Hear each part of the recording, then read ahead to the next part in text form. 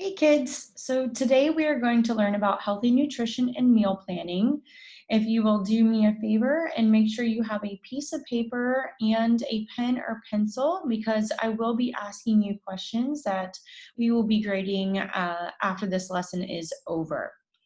So, what are our objectives today? By the end of this lesson, you will be able to recognize the differences between essential and non-essential nutrients, describe the process of meal planning, and be able to list 5 main food groups and specific foods that fit within each. So let's get started. Your first question that I would like you to answer is, your parents left you home alone for lunch and told you to make yourself a good and balanced meal. What types of foods would you include in this? So quickly write down that question. We'll have plenty of time to answer when we get done. Again, your parents left you home alone for lunch and told you to make yourself a good and balanced meal. What types of food would you include? Now, we've already covered some of this in our previous lesson, but if you don't know the answer, that's okay.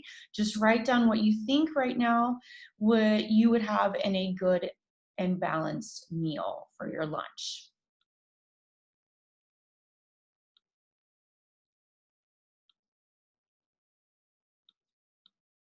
Well, our slides might be a little frozen. Let's go back a little bit.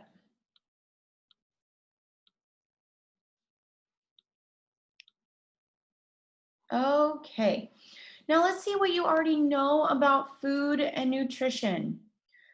Franco searched online for blank to make for dinner. Franco searched online for blank to make for dinner. Go ahead and write that down. Our next one, good blank is part of a healthy lifestyle. Good blank is part of a healthy lifestyle. Anika buys her blank at the grocery store. Anika buys her blank at the grocery store. Foods that are necessary to your health and diet, like fruits and vegetables, are blank. Foods that are necessary to your health and diet, like fruits and vegetables, are blank. Our fifth one, some nutrients are already found in our body, and we don't have to worry too much about trying to eat them, so they are blank. Some nutrients are already found in our body, and we don't have to worry too much about trying to eat them, so they are blank. And then finally, to keep healthy, check the blank date on all of your foods. To keep healthy, check the blank date on all of your foods. So again, don't worry if you do not know the answers to that. We just kind of want to see where you are right now and what you know and don't know about food and nutrition. So let's start to learn. In today's lesson, keeping a balanced and healthy diet may be one of the most important parts of your life. It gives you the energy to tackle tasks like school, work, and play. Today, we will learn about healthy nutrition and meal planning. We'll have a special focus given to essential and non-essential foods, deciphering nutritional facts, and what makes up a balanced meal. So let's get started. Step number 1, our nutrition. As you can see off to the right, our My Plate diagram that you should be familiar with already, but remember, these are our 5 categories. And nutrition is the first step of a healthy lifestyle. It means we're getting the food our bodies need to help us grow and be healthy. And we have 5 different food groups: dairy, grains, fruit, vegetables, and protein. On our next slide, we're going to be moving on to essential and non-essential.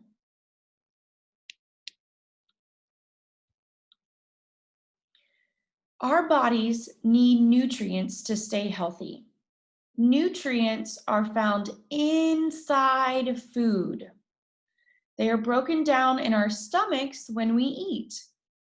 Essential nutrients are ones that our bodies cannot make. So it is essential that we get those nutrients from the food we eat. Non-essential nutrients are those which our bodies can make. We can also get them from sources outside of our bodies, such as the sun. Even though they are called non-essential, they are still very important in maintaining our health. If we don't have enough of one of these nutrients, disease can occur. So let's look at a few examples. For essential, water. Water cannot be made by the body and is absolutely necessary for our life. Healthy fats, which come from fish and nuts. Proteins. You can find protein in meat, cheese, and even beans. We also need carbohydrates, which can be found in vegetables and fruits. But also in vegetables and fruits, we need our vitamins. And then we also need essential minerals, which can be found in peanut butter, milk, and bananas. Our non-essentials is fiber. Fiber is used for digestion, but it's not absorbed by the body. You can find fiber in fruits, vegetables, nuts, and legumes. Some amino acids, which can be found in protein in our muscles, our cells, and our tissues. We absolutely need these. Vitamin D comes from the sunlight, dairy products, fatty fish, and cholesterol, which is made in the liver. So make sure you take notes on each of those things. You will see them later as we get into our questions in our quiz. So what are calories? Calories are units of food energy. They're a way for us to track how much we should eat to stay healthy. The number of calories you eat each day depends on many factors. This can be your age, your height, your weight, your activity level, and your overall health. We'll have a video on the next slide, which will further explain what a calorie is and why it's important to be aware of them.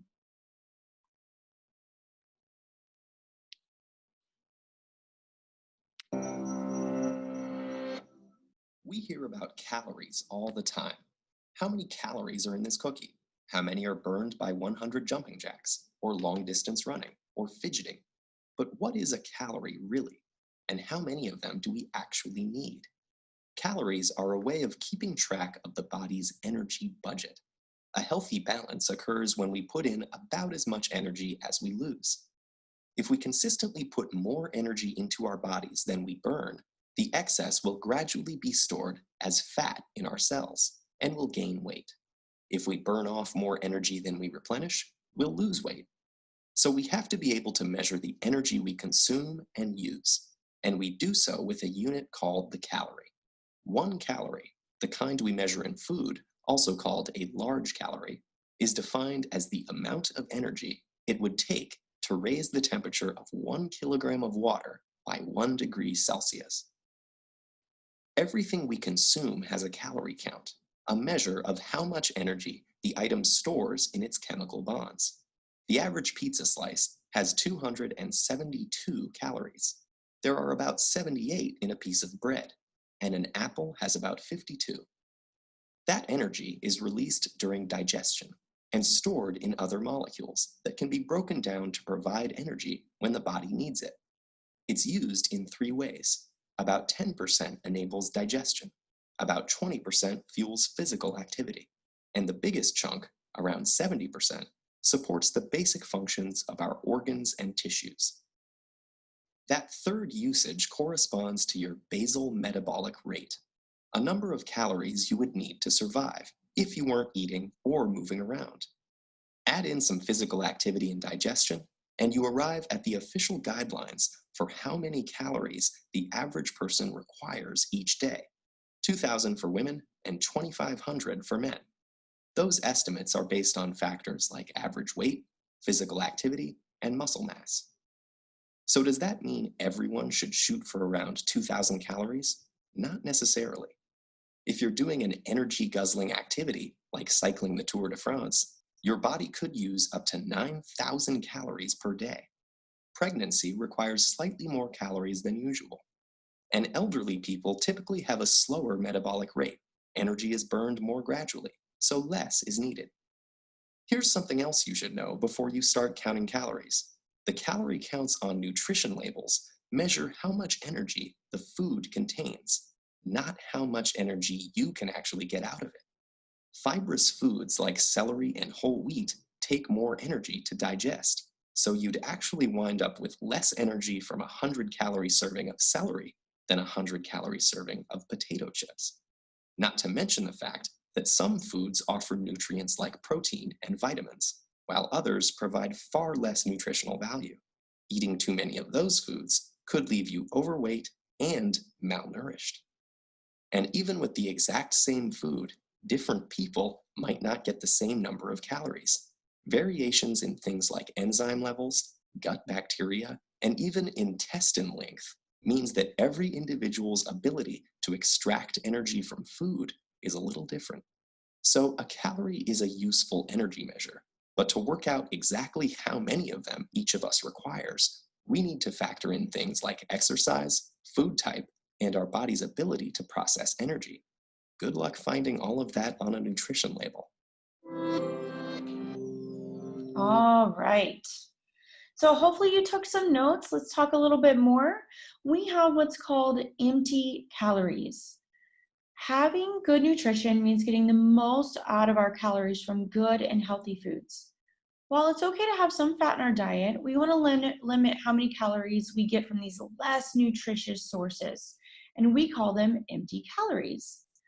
One way for you to check this is to see how much of your calorie intake is from fat rather than other sources. You can easily find out how many calories come from fat in any food by following the steps on this next slide. So you want to write this down. Find out how much fat is in your food. This will be on the label or in a nutritional database. There are 9 calories in 1 gram of fat.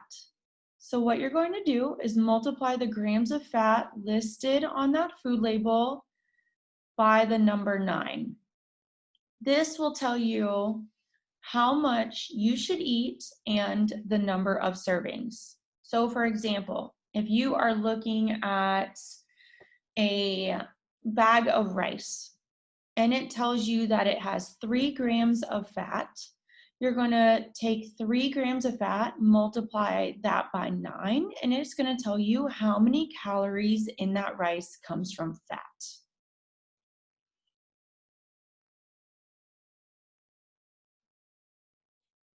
So once our slide gets going,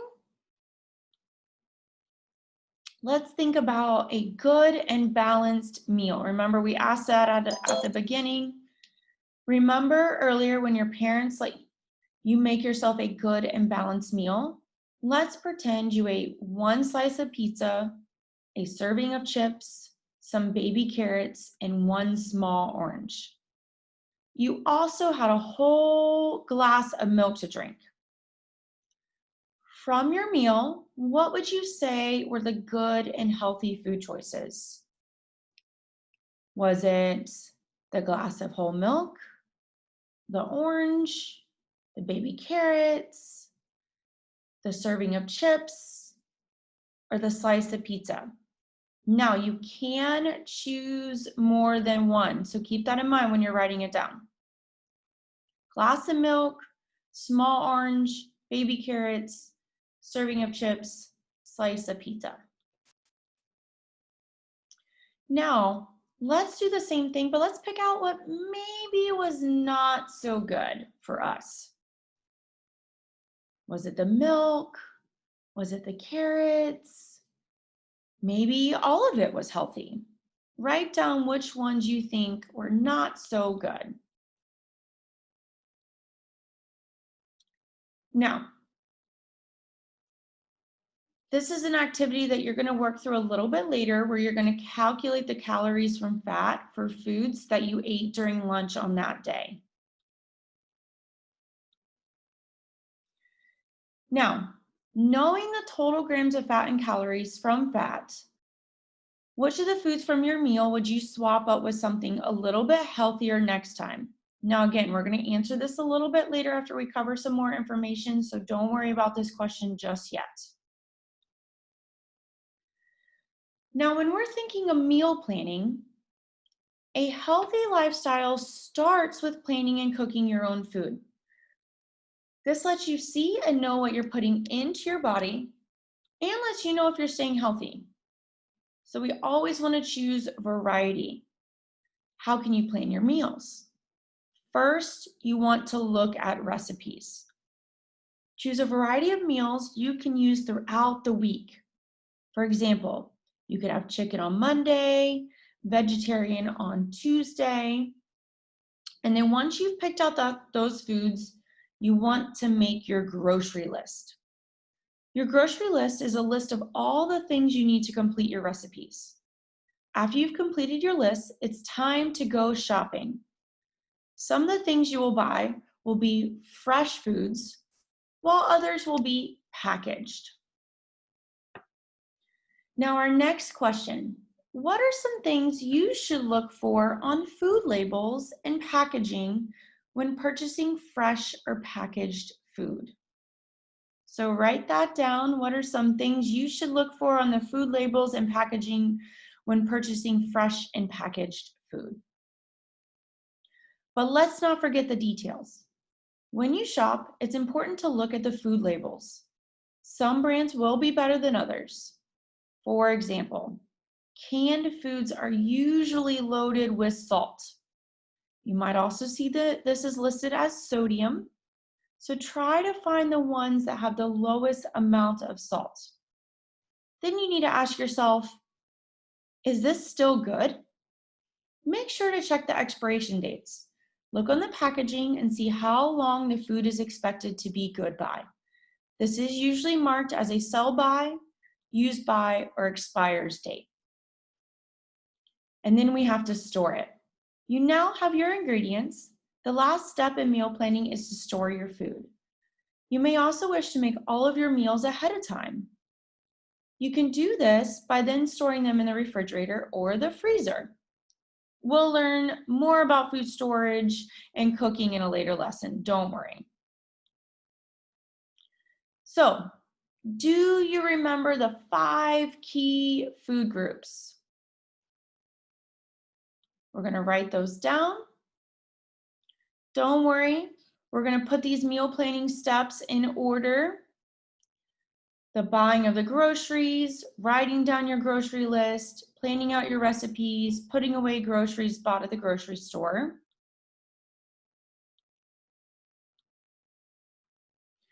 Now, let's list 3 things you learned in this lesson and explain how they will help you practice and apply your real world skills. So just write down 3 things that you learned and then explain how this is going to help you live a healthy lifestyle and be able to plan healthy meals. Now, how do you feel about healthy nutrition and meal planning? Do you feel really good? Green is like go. You feel that you can plan healthy meals, you can cook a healthy meal for yourself and your family. Do you feel you need to slow down a little bit, like yellow? Or you're still really confused, you need to stop at red, or maybe none of the above?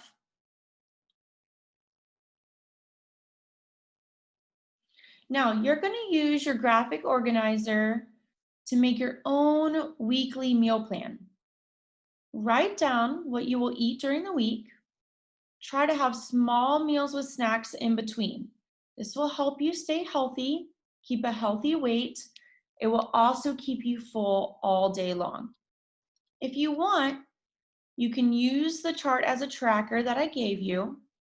Keep track of what you're eating during the week. Write down how many calories you can have at the top, and then write down how many calories you actually use at the bottom.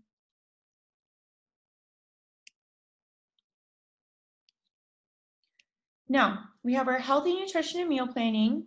This is what it's going to look like. This is the sheet that I handed out to you. I'm going to give you all week to be able to complete this, so don't worry. Guys, great job today.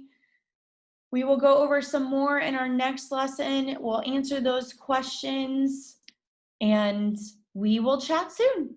Bye.